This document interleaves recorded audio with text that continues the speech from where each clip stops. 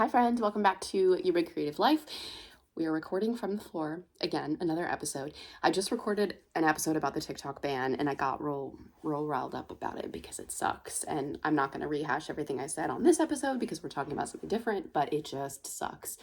And I feel like it's really had an impact on me over the last 24 hours. I'm recording this pretty soon after the ruling that upheld the ban was announced. It's been a roller coaster.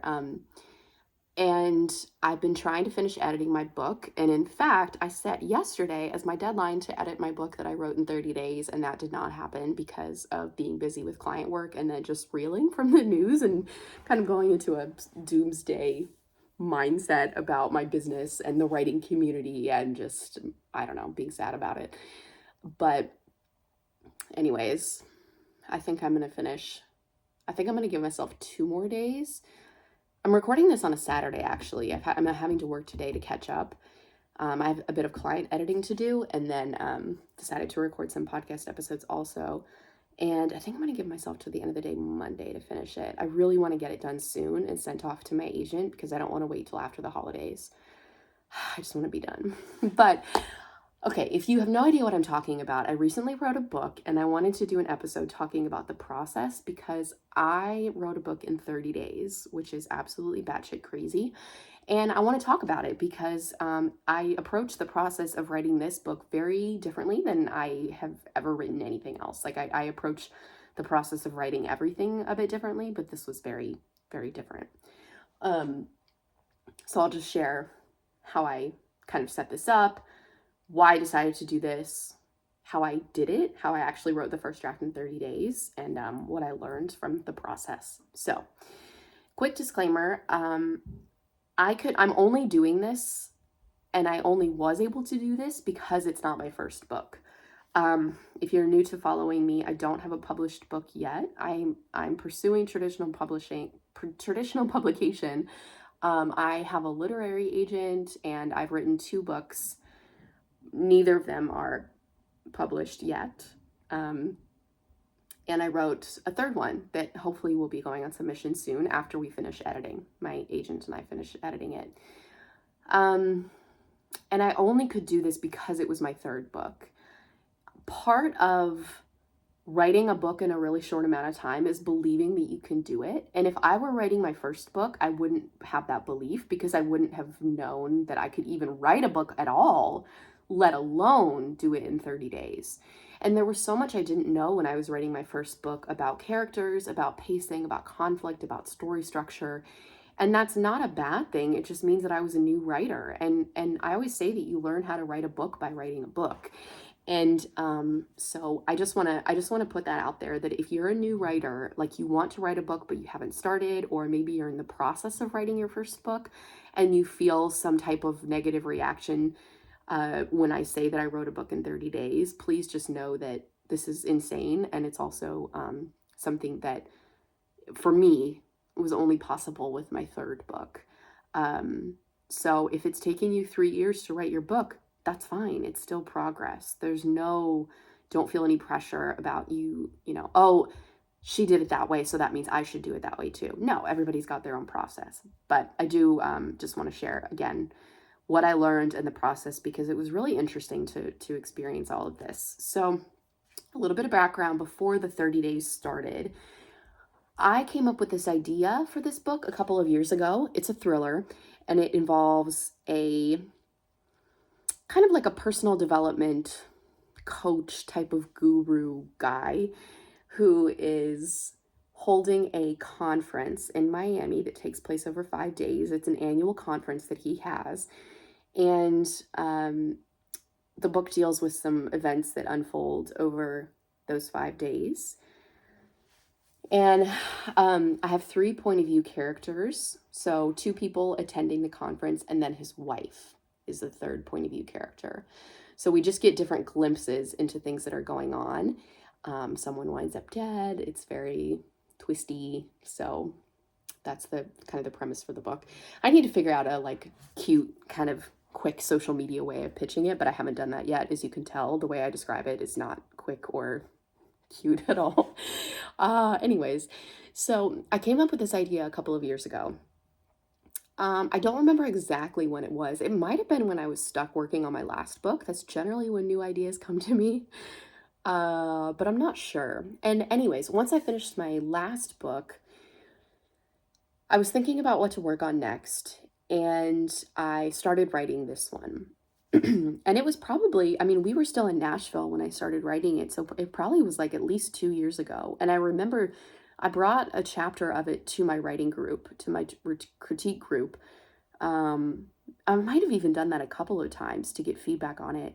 So I know that I made some progress there, and I got about 8 or 10,000 words in and stopped because it just felt very difficult for me to write it. It felt like something wasn't working. Y'all have heard me agonize over this on the podcast. I could not, for the life of me, decide if I wanted to have two point of view characters or three. And if I wanted this guy whose conference it was to be a point of view character, or if I wanted it to be the people around him sharing their perspective. I couldn't decide. So I kept putting it off, and then I just put the manuscript aside because I'm like, well, I can't make progress until I decide what I'm doing with this. Um, so that was that. And it went through a couple different iterations. Like I initially, when I brainstormed the idea for this, I had a different point of view character completely. Her perspective, her role, her relationships were very different than what they ended up being in this draft. But yeah, I ended up setting it aside and was like, I'll just figure all that out later. And earlier this year, I kept trying to come back to it, and I would write maybe 500 words and then stop. And it just, again, something wasn't working. So when I say that I wrote a book in 30 days, it's not like I got the idea one day and then the next day just started writing. I had had some time to think about this. I'm not a massive outliner, so I never created a full outline. I did try at one point actually.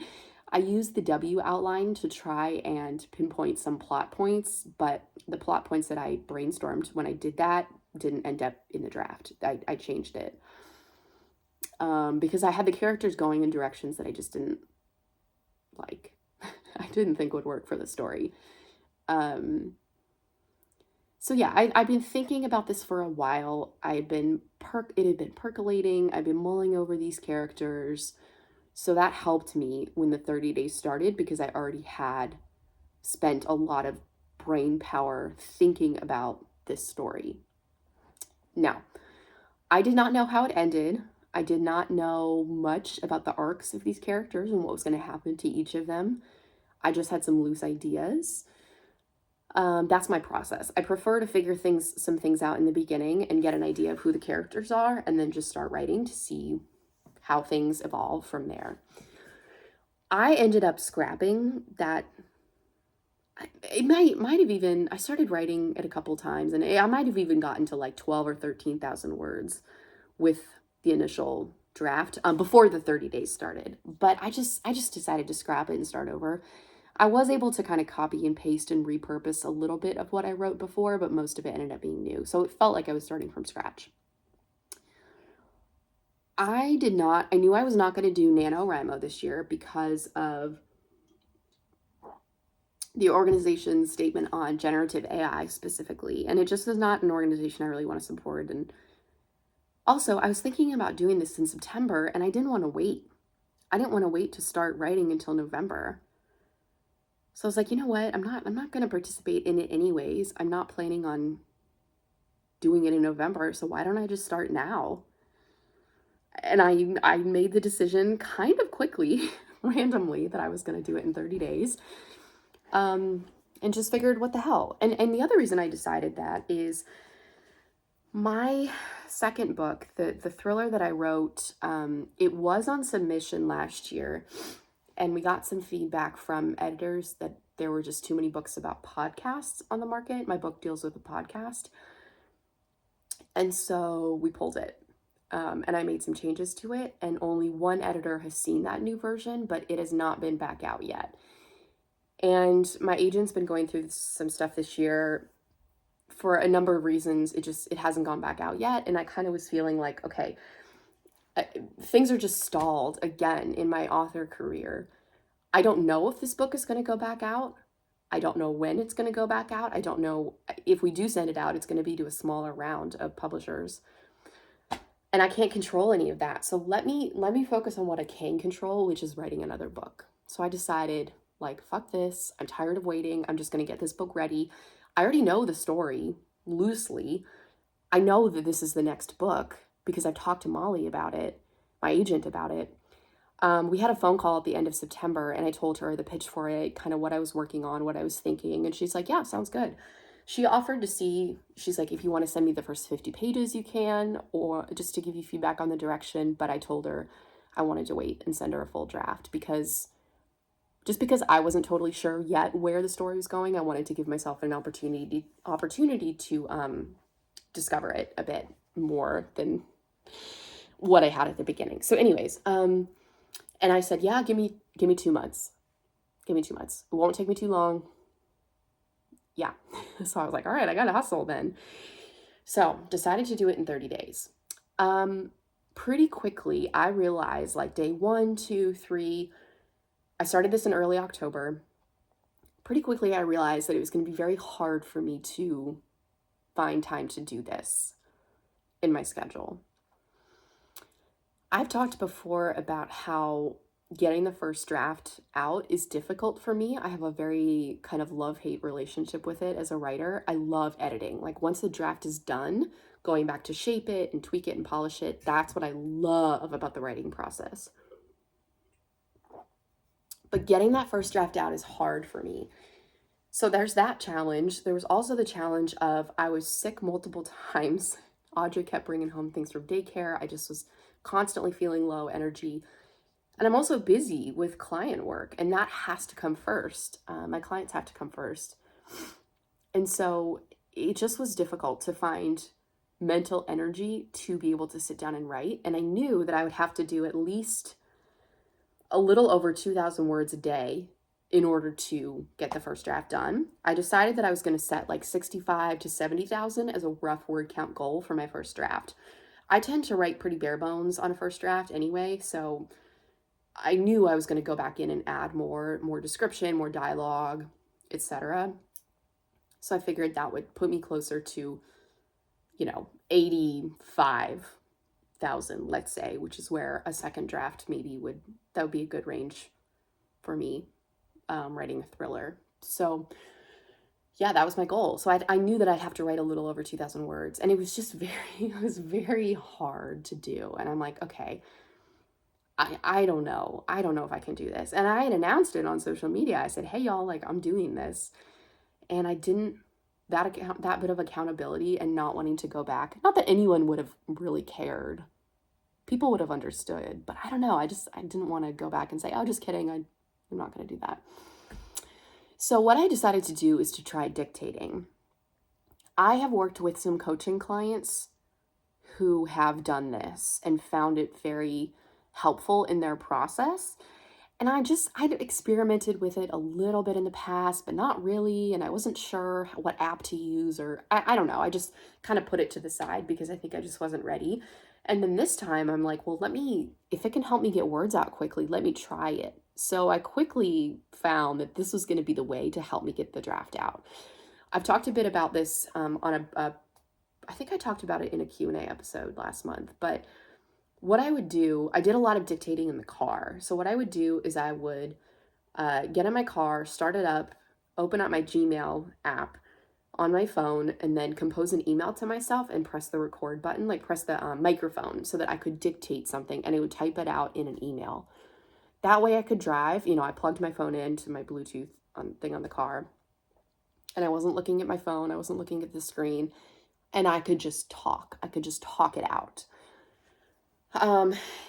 It is challenging with dictating because it's not perfect. It misses words. It misunderstands what you're saying.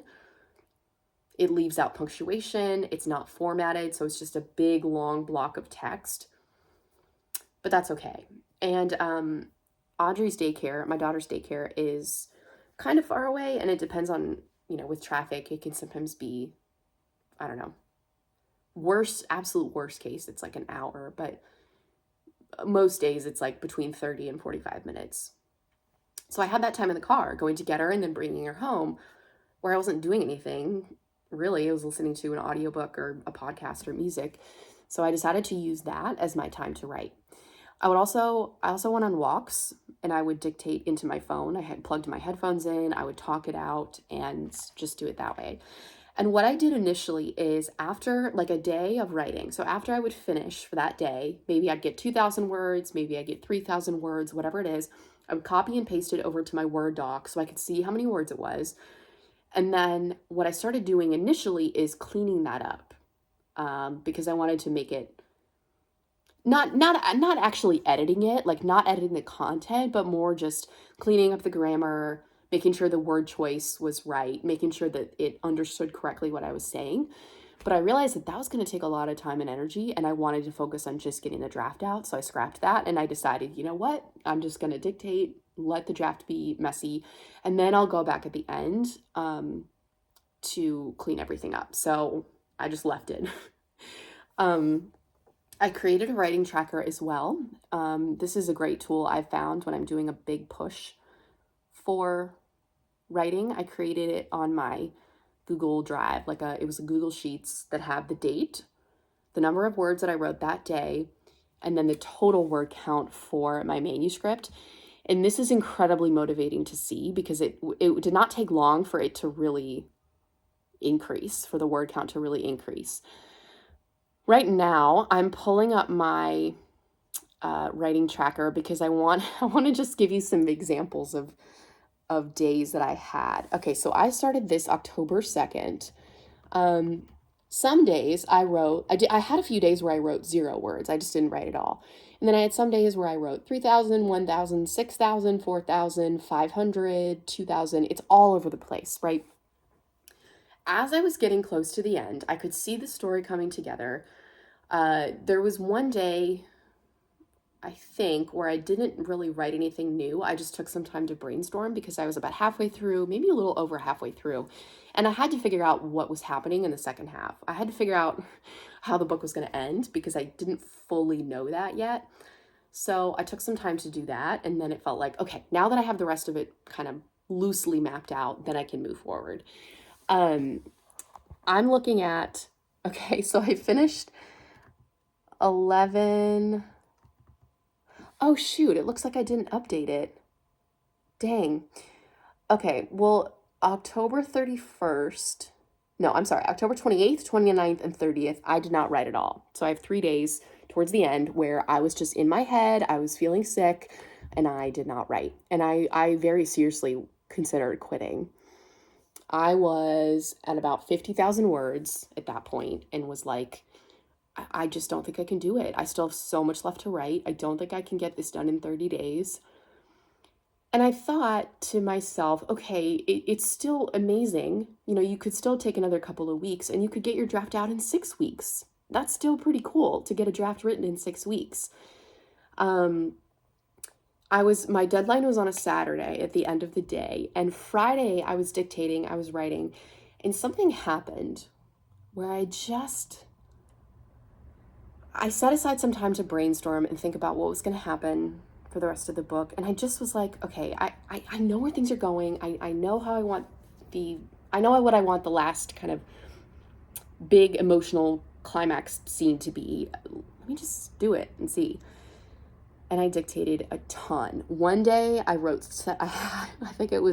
dictated 7,000 words. One day I dictated like 11,000 words. That's the day that I don't have on here. I don't know if I just didn't update this. I really thought I did. Anyways, I got a shit ton done those last 2 days because I was so close. I was so close to doing it. And I finished Saturday night at like 8:30, something like that. I copied my last little bit over into the Word doc, and the final word count with everything dictated, everything in there was like 67,000 words, which is pretty close to where I was hoping to be that is really where I wanted to be because I was thinking 65 to 70 for my first draft. So that it worked, which I'm still shocked by. I'm still shocked that I did that. I am so happy that I dictated so much of this book and that I had the experience of doing it, because I don't think I would have tried it otherwise if I hadn't done this 30-day push. Dictating is going to be a huge part of my process, because it kind of just, it takes pressure off. And if I'm feeling blocked and I don't want to sit down for an actual writing sprint, I can just do something else and dictate.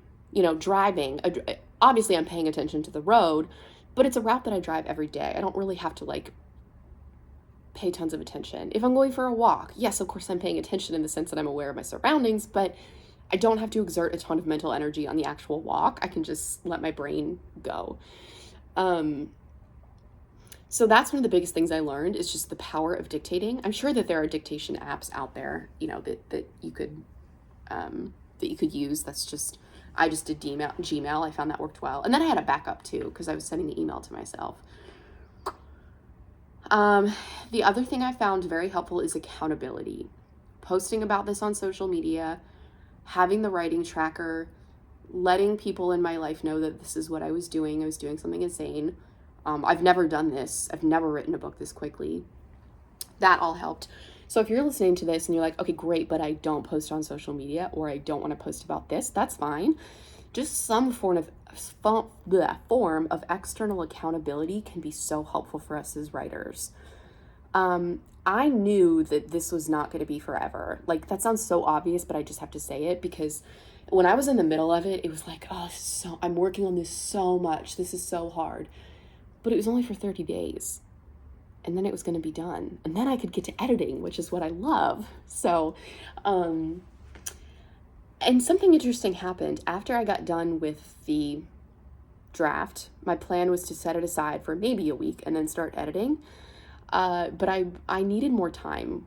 I felt not really burned out, but just a little bit mentally tired after getting the draft out. So my other suggestion is, if you do something like that, make sure to give yourself a break. And I always talk about taking breaks after you get the first draft out before you start to edit, but I think in this case it's very important, because that's a huge push. I did a very difficult thing in 30 days and I needed to just give my brain a bit of a break. And I also found it was hard to get myself, in those early weeks of November, it was hard to get myself to edit, which surprised me because I like editing. But yeah, I just needed a break. So I did a little bit of editing, and then we traveled for Thanksgiving, so I didn't really work on it much over that week of Thanksgiving, and I've just been doing a lot this week. And surprisingly, yes, the draft was in rough shape in the sense of it has to be cleaned up, the grammar, the punctuation, etc., because it's rough from dictating. But the story isn't too rough. I know that I have to go in. I still have a little bit of work left to do on 2 of my characters to flesh them out a bit more, because they do feel sort of one-dimensional right now, but that's fine. And then I know that I have to go in and maybe add a bit more description in certain places, because I could tell as I was writing, I was just rushing through a scene that was actually pretty important, but I didn't worry too much about it. So if you're listening, again, another takeaway for you, no matter if you're writing a draft in 30 days or 3 years, whatever, just give yourself permission for it to be a foundation of your story, that you don't have to get everything right on the first draft. And in fact, the way that I teach writing, the way I talk about writing, it's actually a good thing if you don't get it all right on the first draft. I'm very aware when I'm writing that my characters are going to need more work. My dialogue is going to feel a little bit awkward. I'm going to go in and need to kind of punch up my prose a bit. It might just be very basic. They went into the room. He looked at her. He nodded. Everyone's nodding and sighing constantly in the first draft. And that's okay. I just want to get the story out. I just want to figure out what's happening. I want to figure out how these characters react to each other. I want to figure out my twists. All of that needs to be on the page before I can do things like make my sentences better and make the dialogue, the word choices that my characters have, to make that better. So remember that if you're a new writer, it is okay to let it be messy. You're just figuring out the story. Even if you're someone who's a big outliner and you have all of your scenes or your chapters mapped out, there are still going to be things in your draft that surprise you. Your characters are going to do things you don't expect. The story might go in a direction you didn't anticipate. So you have to leave room for that and just let it be, and then you can come back and edit it. Now, if you edit as you go, meaning you stop at the end of every day, if you stop to look over what you wrote that day and polish it then, that's fine. That's definitely a way to write a book. I just don't recommend doing that because I think it's more efficient and effective to get the first draft out before you go back to do editing. But again, I always say this as well. There's no one correct way to write a book. So yeah, I think like I said at the beginning, I'm going to give myself a couple more days to edit. And the thing about my editing process with this book is it doesn't have to be as solid and tight as it would if I were self-publishing or if I were querying. I know that my agent and I are going to do probably a few rounds of edits on this. So I don't want to send her a first draft, but I'm also not like agonizing over every single little thing because I know that some things are going to change. I just want to get it to a point where it feels mostly there, pretty solid, and then I'm going to get feedback from her. So that's why I don't have to be as intense with my editing as if I were querying or publishing it myself. So I just want to put that out there too. Yeah, I guess that's kind of the deep dive of writing a book in 30 days. I definitely think going forward, like my next book, I will try this. I don't know if I'll do 30 days, but I'm definitely going to do dictation. Like that is going to be a part of my process for sure. If you're someone who's busy, if you've got kids, if you've got a long commute, if you are just struggling to find time to write, I think dictating can really, really help. When that microphone button is pressed, when it's recording what you're saying, you can take your time. You don't have to speak quickly and, I think that's one thing I was worried about at the beginning, but sometimes I talked pretty slowly. And then sometimes if I was more sure about my sentences or where things were going, I would talk quicker. So anyways, I need to think of a title for this book. I hate thinking of titles. Some writers have that as a strength, and I do not. Oh my gosh, I've been talking for 27 minutes. Okay, I'm going to stop. If you have questions about my process, please let me know. You can DM me on Instagram at, what's my username? At Katie Wolf Writes. I'm happy to talk about this process because I found it so fun and interesting and hard, yes, but yeah, I'm still, like I said, I'm still kind of in shock that I did that. But anyways, I hope you have a wonderful holidays. If you're listening to this kind of around the time that it comes out, we are not going to have a December Q&A episode on YouTube. It's just going to be a podcast episode, just a heads up. So if you want to submit a question, I'll answer it on the podcast. You have until the third Tuesday of the month to do that, to submit the question, and then the episode will come out the last Tuesday of the month, which will be this month. Let me make sure I have my dates right. December 31st. That's when the Q&A episode will come out. So, okay. I hope you have a wonderful holidays, like I said, and I will talk to you soon.